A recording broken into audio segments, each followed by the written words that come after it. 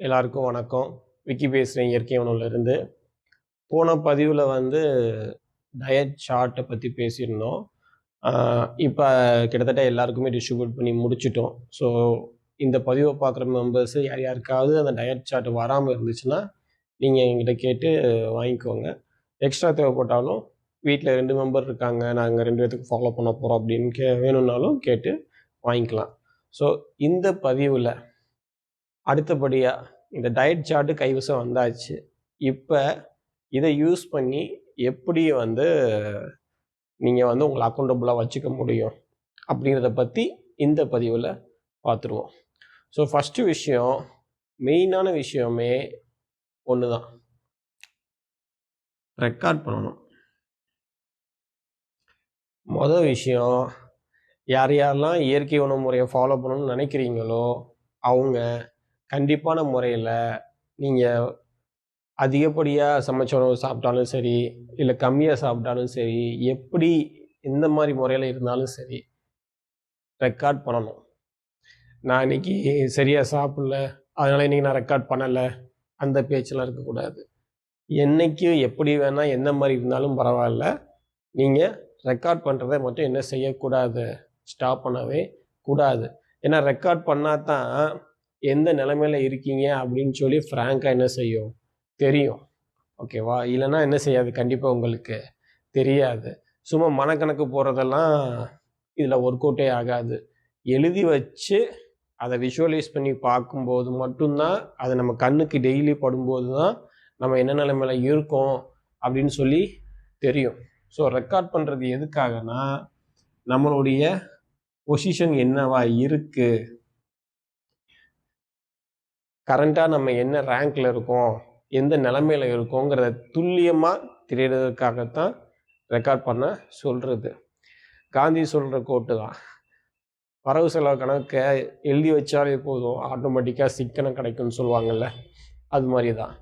உங்களுடைய சமைச்சவனுடைய கவுண்ட்டை நீங்கள் எழுதி வச்சாலே போதும் ஆட்டோமேட்டிக்காக என்ன தெரிஞ்சிடும் உங்களுக்கு, அதை கண்ட்ரோல் பண்ணுங்கிற ஒரு மைண்ட் செட்டு வந்துடும். ரெண்டாவது, கோலை ஃபிக்ஸ் பண்ணிக்கோங்க.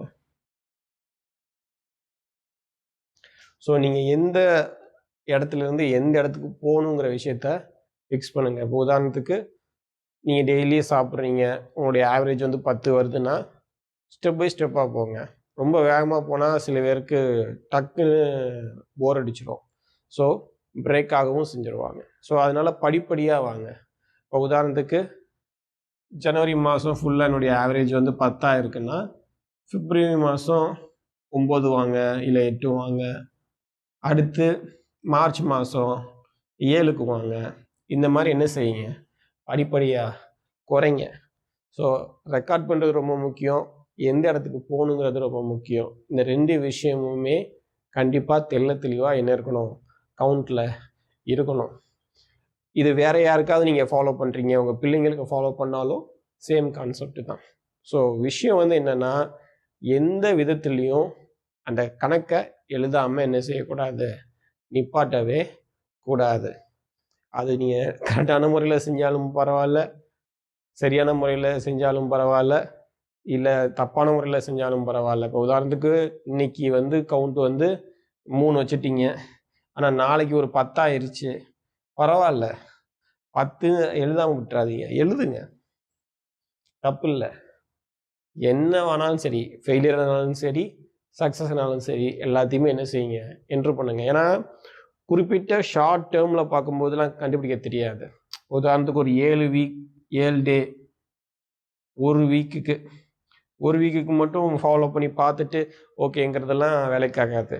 ஒரு மாதத்துக்கு ஒரு ஒரு ஒரு பெரிய டைம் ஸ்பேனுக்கு பார்க்கும்போது தான் என்ன நிலைமையில் இருக்குது அப்படிங்கிறத கரெக்டாக கொண்டு வர முடியும், ப்ராக்டிக்கலாகவும் ஈஸியாக கண்டுபிடிக்க முடியும். ஒரு ஷார்ட் டைம் ஸ்பேனில் ஒரு 7 நாளைக்கு மட்டும் கனெக்ட் பண்ணுறதுங்கிறது அது ரியாலிட்டியாகவும் இருக்காது, கரெக்டாகவும் இருக்காது. ஸோ ரெக்கார்ட் பண்ணுறதை என்ன செய்யக்கூடாது, நிப்பாட்டக்கூடாது. ரெண்டாவது, டார்கெட் 10லேருந்து 9, 9லேருந்து 8 டார்கெட். மூணாவது, ப்ராசஸ். இந்த இடத்துல இருந்து இந்த இடத்துக்கு போகிறதுக்கு என்ன ப்ராசஸை ஃபாலோ பண்ணணும், இங்கே தான் அந்த ஒவ்வொரு சைக்கலாஜிக்கல் ட்ரிக்கே இருக்குது.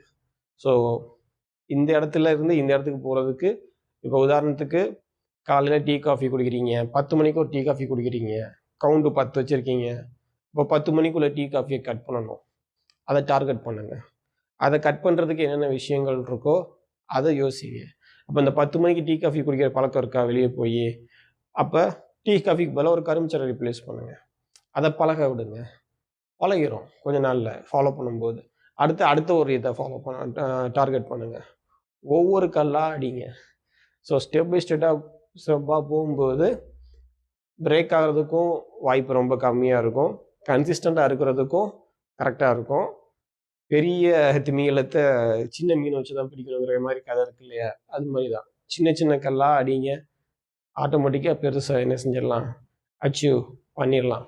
ஸோ இந்த 3 விஷயமுமே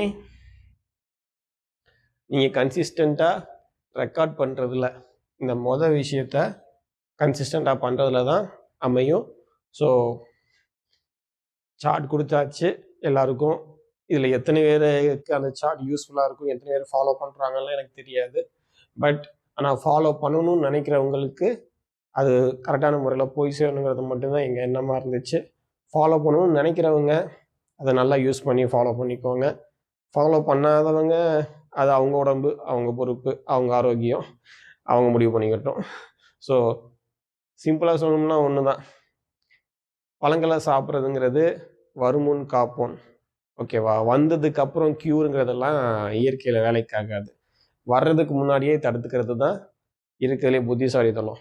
வர்றதுக்கு முன்னாடி தடுக்கிறதுக்கு தான் இந்த சார்ட்டு. க்யூருக்காக கிடையாது, ப்ரிவென்ஷனுக்காண்டி, வராமல் தடுக்கிறதுக்கு தான் இந்த சார்ட்டு. யார் யாரெல்லாம் புத்திசாலிகளாக இருக்கீங்களோ உங்கள் உடம்பை தற்காத்துக்கிட்டு பாதுகாப்பாக வச்சுக்கோங்க. சார்ட்டை யூஸ் பண்ணிக்கோங்க. வண்டி நேராக போகும்போது ஒன்றும் தோணாது. வயசு இருக்கிற வரைக்கும், உடம்பு இருக்கிற வரைக்கும் ஒன்றும் தோணாது. ஒரு குழுங்கும் பார்த்தீங்களா, அந்நேரம் தான் பயம் வரும். பயம் இருக்கணும். பயம் இருந்தால் தான் ஆரோக்கியத்துக்கு மேலே அக்கறை காட்டுவீங்க. பயம் இல்லாமல் இருந்தால் ஒன்றுமே பண்ண மாட்டீங்க. சீக்கிரமாக நொடிச்சும் போயிடுவீங்க. ஸோ புத்திசாலிகளாக இருந்தால் தற்காத்துக்கோங்க.